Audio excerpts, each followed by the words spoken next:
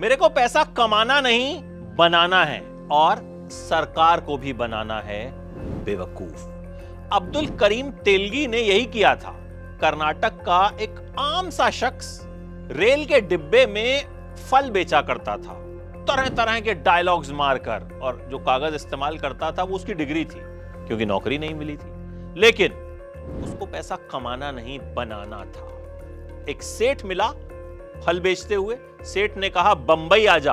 उस वक्त की बंबई, जी हां, मुंबई बाद में हुई। वहां पहुंचा, सेठ के साथ काम किया, उसका गेस्ट हाउस संभाला, फिर दुबई चला गया, कबूतरबाजी करता था, फंस गया, जेल पहुंचा। जेल में एक और खुराफाती शख्स से मुलाकात हुई और दोनों ने मिलकर स्टैंप पेपर घोटाला किया। सरकार का ही पैसा सरकार से चोरी कर लिया, हजारों करोड़ रुपया।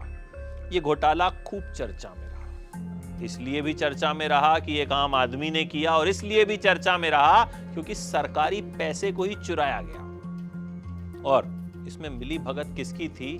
नेताओं की। इस वेब सीरीज की शुरुआत ही होती है तेलगी के नार्को टेस्ट से, जिसमें वो कहता है हर धंधे का सहारा नेता हमारा तुम्हारा।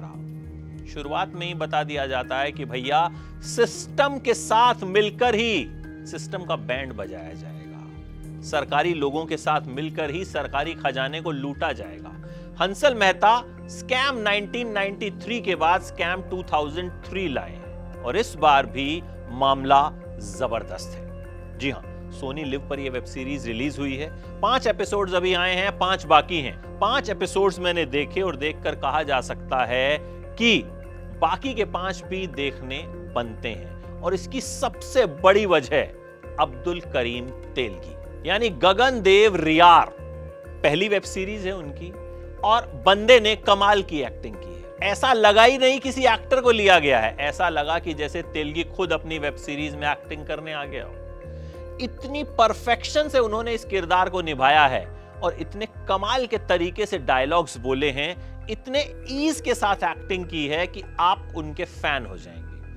हंसल मेहता कमाल के क्रिएटर हैं। उन्होंने इस तरह की कहानी को चुना जो कहीं ना कहीं आपको छू जाएगी। भैया आप ही का पैसा है जो लूटा गया था, सरकारी खजाने में भी तो आप ही का पैसा होता है ना। तुषार हीरानंदानी ने इसका डायरेक्शन किया है, और कमाल का डायरेक्शन किया है। मतलब सीरीज कहीं भी अपनी पकड़ नहीं खोती है, बड़े शानदार पेस के साथ चलती है।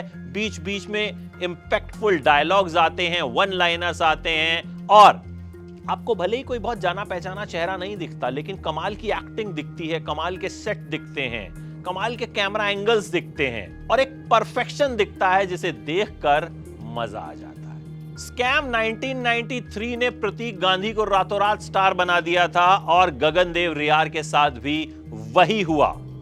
सीरीज आते ही हर जगह उनके चर्चे हो गए, अभी चर्चे और भी होंगे।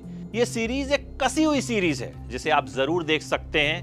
5 एपिसोड्स आ गए हैं, जैसा मैंने बताया, 5 का इंतजार रहेगा, और 5 एपिसोड्स का जो रिव्यू है वो जब आएंगे तब किया जाएगा।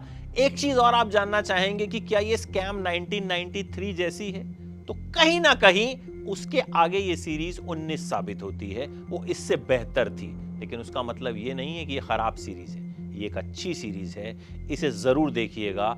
मेरी तरफ से इस सीरीज को मिलेंगे 5 में से 3.5 स्टार्स।